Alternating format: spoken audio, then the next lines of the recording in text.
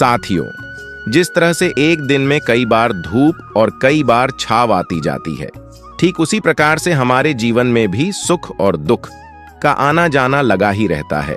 लेकिन हमारा ध्यान केवल दुखों पर होता है और हमें ऐसा प्रतीत होता है कि हमारे जीवन में केवल दुख हैं। लेकिन अगर वास्तविकता देखी जाए तो हमें ये पता चलेगा कि वास्तविक तौर पर हमारे जीवन में केवल एक ही दुख है। लेकिन वो कौन सा दुख है जिसके कारण हम हमेशा दुखी रहते हैं, परेशान रहते हैं, चिंतित रहते? वो एकमात्र दुख क्या है? चलिए इसे आज की बौद्ध कहानी के माध्यम से समझते और ये भी जानने का प्रयास करते हैं कि आखिर उसका समाधान क्या है और अपने दुख को नियंत्रित करने के लिए हम क्या कर सकते हैं। बहुत समय पहले की बात है। एक छोटा सा राज्य था। उस राज्य में एक व्यापारी रहता था जो बहुत अमीर था, जिसके पास किसी चीज की कोई कमी नहीं थी। उसके पास वो सारी सुख सुविधाएं थीं जो वह चाहता था। उसका एक पुत्र भी था जो अब युवा हो चुका था। उस व्यापारी के पुत्र ने अब तक अपने जीवन में कोई दुख नहीं देखा था। जो भी वह चाहता था वो व्यापारी उसे सब कुछ लाकर दे देता था, जिस कारण उसने अपने जीवन में किसी प्रकार के दुख का अनुभव अब तक नहीं किया था। उस व्यापारी के पुत्र की कई सारे मित्र भी थे। उसके पास अथाह संपत्ति थी, धन दौलत की उसके पास कोई कमी नहीं थी। लेकिन एक दिन अचानक वह व्यापारी बीमार पड़ गया और देखते ही देखते उसकी बीमारी ने उस पर पूरी तरह से पकड़ बना ली थी। वह व्यापारी अपने जीवन की आखिरी सांसें गिन रहा था। अब उस व्यापारी को यह प्रतीत होने लगा था कि अब वह नहीं बच पाएगा, उसका अंतिम समय आ चुका है। इसलिए उसने अपने पुत्र को अपने पास बुलाया और उससे कहा, बेटा, तुमने आज तक केवल सुख देखा है। तुम्हें जो कुछ चाहिए था वो मैंने सब कुछ तुम्हें लाकर दिया, इसलिए तुमने आज तक दुख का अनुभव नहीं किया। दुख क्या होता है ये तुम्हें पता तक नहीं, और इसी बात की चिंता मुझे खाए जा रही है कि जब तुम्हारे ऊपर दुखों के बादल मंडराएंगे तो तुम सह नहीं पाओगे। इसलिए आज मैंने तुम्हें यहां पर बुलाया है। मैं बस कि तुम सावधान रहना। मेरी मृत्यु के बाद तुम्हारे अपने ही तुम्हारे दुखों का कारण बन जाएंगे।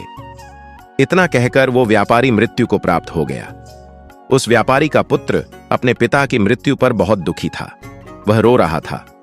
तभी उसके पास उसका एक मित्र आया और वह उसे समझाते हुए कहता है, मित्र, तुम रो क्यों रहे हो?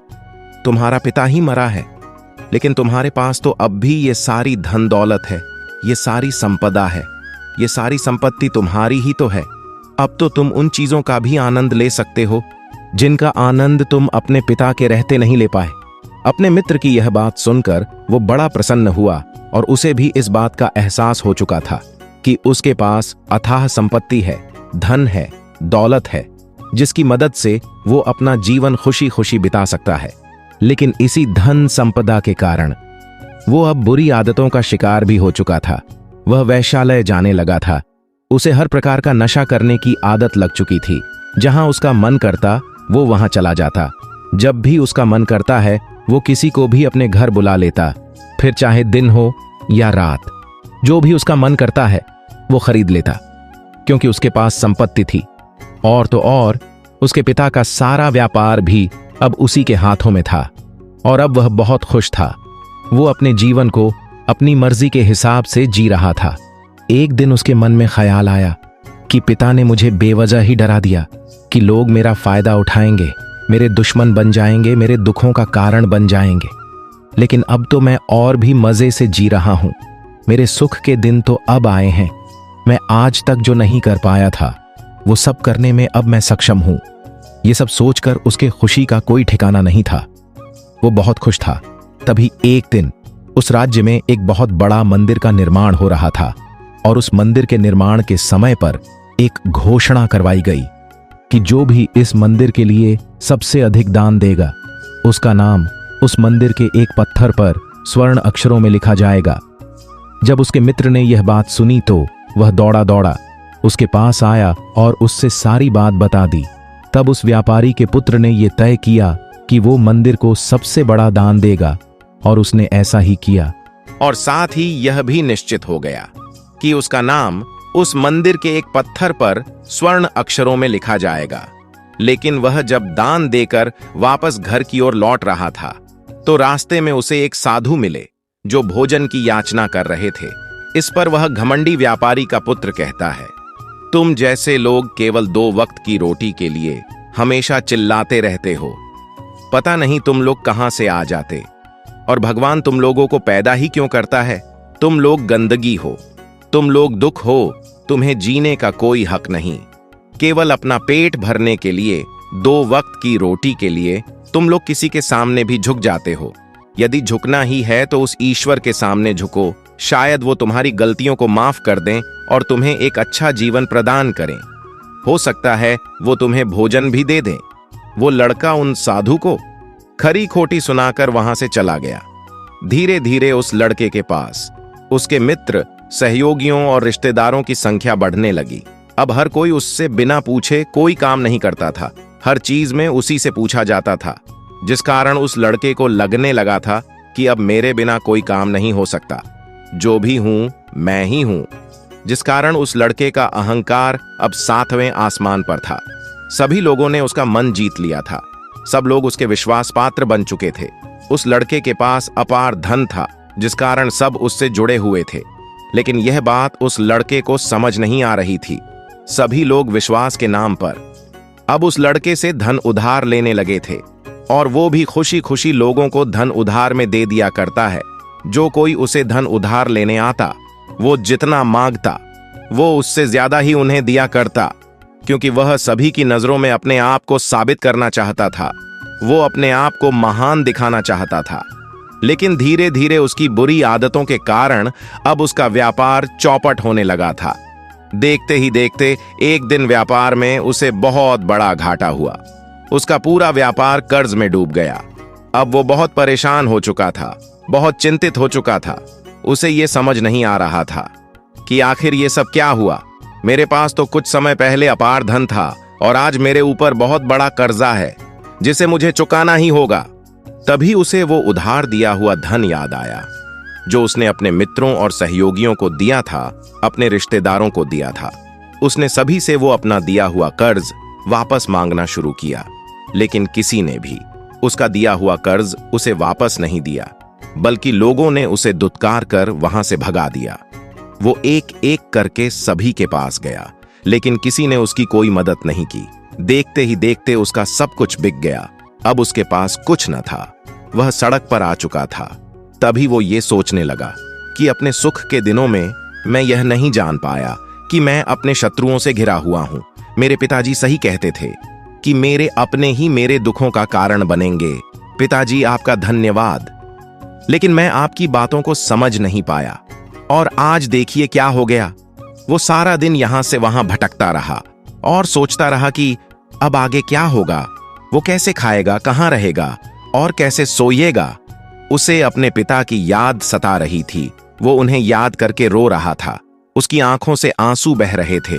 लेकिन अब बहुत देर हो चुकी थी, और अब धीरे धीरे उसे भूख भी लग रही थी।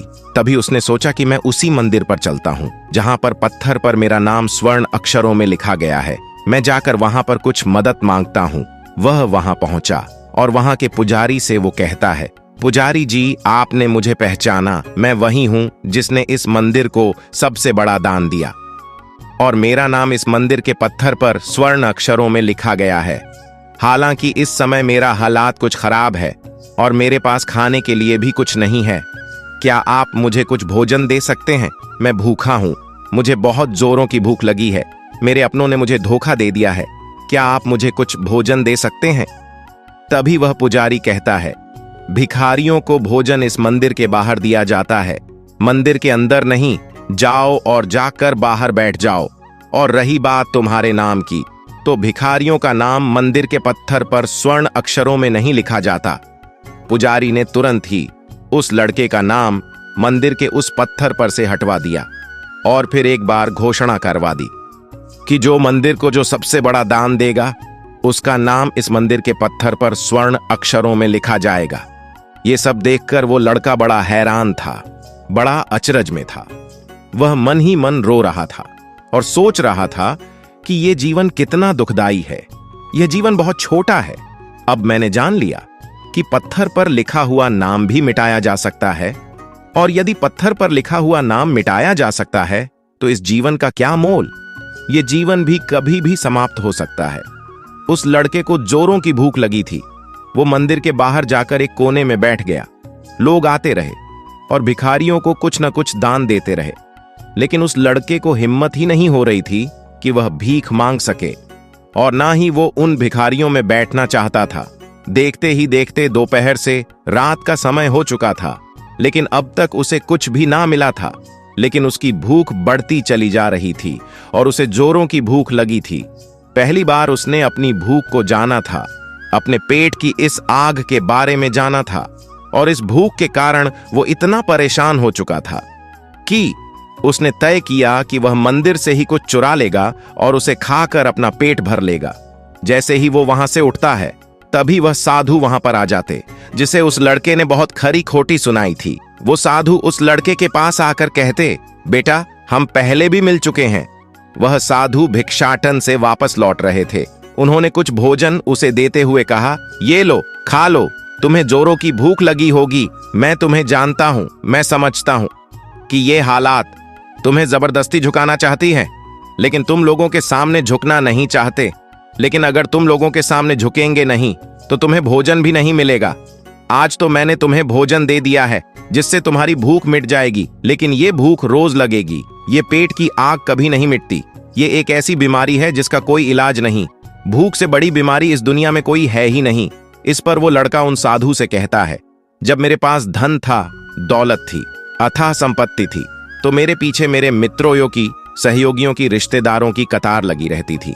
सभी लोग मेरे शुभचिंतक थे, लेकिन मेरे ऊपर दुख आते ही वो सब पलट गए। वो सब अब मेरे शत्रु बन चुके हैं।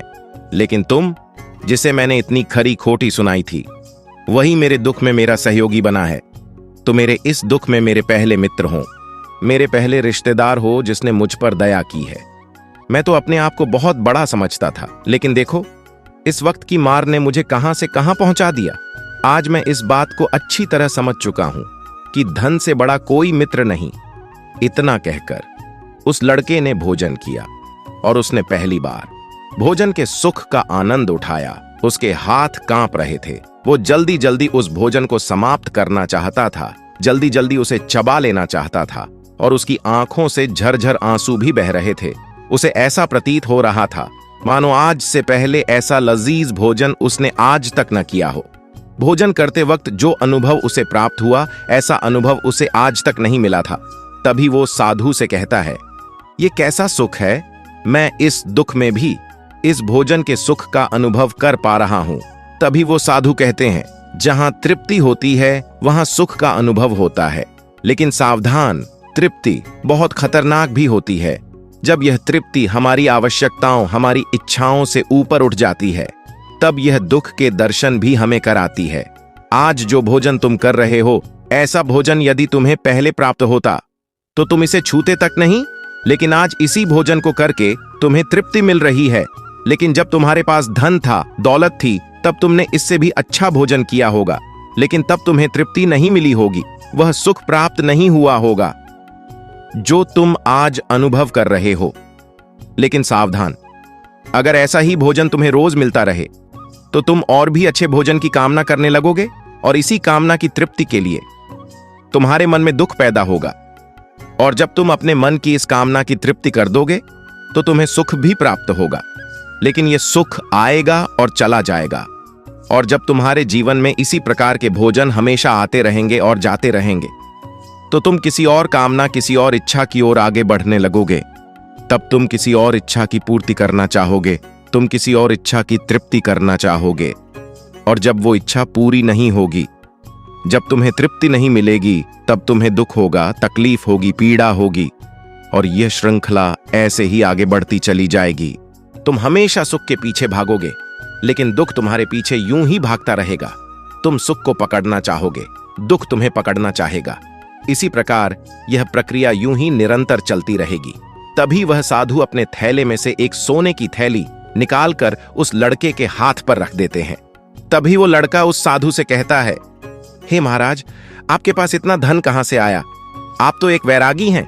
तभी वह साधु उस लड़के से कहते हैं, यह धन तुम्हारा ही है। उस दिन जब तुम मुझे खरी खोटी सुनाकर अपने घर की ओर आगे बढ़ रहे थे, तभी तुम्हारी जेब से ये सोने के सिक्कों से भरा हुआ थैला नीचे गिर पड़ा और मैंने इसे उठाकर अपने पास रख लिया, ये सोचकर कि जब तुम मुझे मिलोगे तब मैं इसे तुम्हें लौटा दूंगा। लेकिन उस दिन के बाद से आज तुम मुझसे मिले हो, इसलिए मैं तुम्हें इसे लौटा रहा हूं, ले लो, ये तुम्हारा ही है। इस पर वो लड़का कहता है, हे महाराज, इसी धन के लिए तो मुझे मेरे मित्रों ने, मेरे सहयोगियों ने, यहां तक कि मेरे रिश्तेदारों ने भी मुझे धोखा दिया, लेकिन आप वो पहले शख्स हैं जो मुझे यह धन लौटा रहे हैं। और वहीं पर जो मैंने धन, जो कर्ज मैंने अपने मित्रों, अपने सहयोगी, अपने रिश्तेदारों को दिया था अपने बुरे समय पर, जब मैंने उनसे वो मांगा तो उन सभी ने वो धन देने से मुझे मना कर दिया। कईयों ने तो मुझे खरी खोटी सुनाकर अपने घर से धक्के मारकर निकलवा दिया। लेकिन आप महाराज वो पहले शख्स हैं जिन्होंने मेरे इस बुरे समय पर मेरा साथ दिया है। मेरा धन मुझे वापस लौट आया है। मैं आपकी सहायता के लिए आपका आभारी हूं। मैं इस धन से अपना व्यापार फिर से शुरू करूंगा और इस व्यापार को नई ऊंचाइयों तक ले जाऊंगा। तभी वो साधु उस लड़के से कहते हैं, हमें कोई दुख नहीं देता, बल्कि दुख के कारण तो हम स्वयं ही होते हैं। हम स्वयं ही खुद को धोखा देते हैं। सुख में हम भ्रमित रहते हैं। हमें यह पता नहीं चलता कि हम सही कर रहे हैं या गलत, और इसी प्रकार हम एक माया जाल में फंसते चले जाते हैं, क्योंकि सुख में हम अपनी आंखें बंद करके बस वो सुख का आनंद लेते और हम किसी चीज की तरफ ध्यान नहीं देना चाहते। हम नहीं जानना चाहते कि जीवन मीठा है तो कड़वा भी है, सच है तो झूठ भी है। सुख में हम केवल अपने अहंकार को बढ़ावा देते हैं। तभी इस पर वो लड़का कहता है, आप ठीक कहते हैं। जब मेरे पास धन दौलत थी, अथाह संपत्ति थी, तब मैं अंधा हो चुका था। मैं किसी चीज पर ध्यान नहीं देता था। मैंने उसे अपने इन दोनों हाथों से लुटाया है, और आज जब वो मेरे पास नहीं है तब मुझे उसके जाने का एहसास हो रहा है। और अब जबकि मैं इन दुखों से जूझ रहा हूं, तब जाकर मेरी आंखें खुली हैं। तभी मैं ये भी जान पाया कि कौन मेरे साथ है और कौन मेरे खिलाफ। और ये जो ज्ञान दुख द्वारा मुझे प्राप्त हुआ है, ये ज्ञान मैं हमेशा अपने साथ रखूंगा। अपने सुख में भी अब से अपनी आंखें खुली रखूंगा। दोस्तों, मानव शरीर में बहुत ऊर्जा है, बहुत शक्ति है, पर हम उन्हें बेकार की चीजों में यूं ही व्यर्थ कर देते, बेकार के कामों में लगा देते हैं, जिससे हमारा पूरा जीवन यूं ही व्यर्थ हो जाता है। हम में से अधिकांश लोग हमेशा अपने आप को कोसते होंगे, उस ऊपर वाले को ये दोष देते होंगे कि आखिर में इतना दुखी क्यों हूं। और हम में से अधिकांश से लोगों के मन में ये सवाल तो उठता ही होगा, और इसका जवाब बड़ा ही सीधा और सरल है, क्योंकि वो परमात्मा चाहता है कि हम उस दुख का अनुभव करें। वो परमात्मा हमें उस परम दुख तक ले जाना चाहते हैं, जहां पर हमें ये पता चल सके कि इंसानी आत्मा का असली दुख क्या है। और वो दुख है अपने आप को ना पहचान पाना, अपनी शक्तियों को ना पहचान पाना, अपने आप को ना जान पाना, अपने आप को इकट्ठा न कर पाना, अपने आप को नियंत्रित न कर पाना। हमारे जीवन में केवल एकमात्र यही दुख है, क्योंकि हम अपने आप पर कभी ध्यान नहीं देते, अपने आप को एकत्रित करने का कभी प्रयास तक नहीं करते। लेकिन इस दुख को ना देखकर हम बाकी के इधर उधर के दुख को देखकर हमेशा चिंतित रहते हैं, परेशान रहते हैं और अपना पूरा ध्यान उन्हीं दुखों पर लगाए रहते हैं। लेकिन जो वास्तविक दुख है, इस पर हमारा ध्यान कभी जाता ही नहीं। लेकिन वास्तविकता तो यही है कि जब भी हमारे जीवन में कोई दुख आता है, तो हमारा ध्यान खुद पर होना चाहिए कि आखिर में दुखी क्यों हूं, मैं क्या हूं, मैं क्यों हूं। और जब यह एकमात्र दुख आपके जीवन में आपको नजर आने लगता है, तब आप ध्यान की तरफ आगे बढ़ने लगते हैं। आप अपने आप को खोजने की तरफ आगे बढ़ने लगते हैं, और तब आपके सामने कोई भी समस्या बड़ी नहीं रह जाती। आप किसी भी बड़ी से बड़ी समस्या का समाधान सरलता पूर्वक कर सकते हैं। इसलिए खुद को जानिए, खुद को पहचानिए, क्योंकि जो शक्ति, जो क्षमता आपके भीतर है, वो किसी और के पास नहीं है। आप उस परम शक्ति का एक रूप है। आप अपनी शक्ति को पहचानिए, जानिए आप कौन हैं, क्या है। उसके बाद आपके सामने किसी भी प्रकार का दुख टिक नहीं पाएगा और आप हर परिस्थिति में खुश रहना सीख जाएंगे। तो साथियों, यह वीडियो आपको कैसी लगी, मैं उम्मीद करता हूं इस वीडियो से आपको बहुत कुछ सीखने को मिला होगा। अपनी राय कमेंट बॉक्स में दें। फिर मिलते हैं अगले वीडियो में। जय हिंद।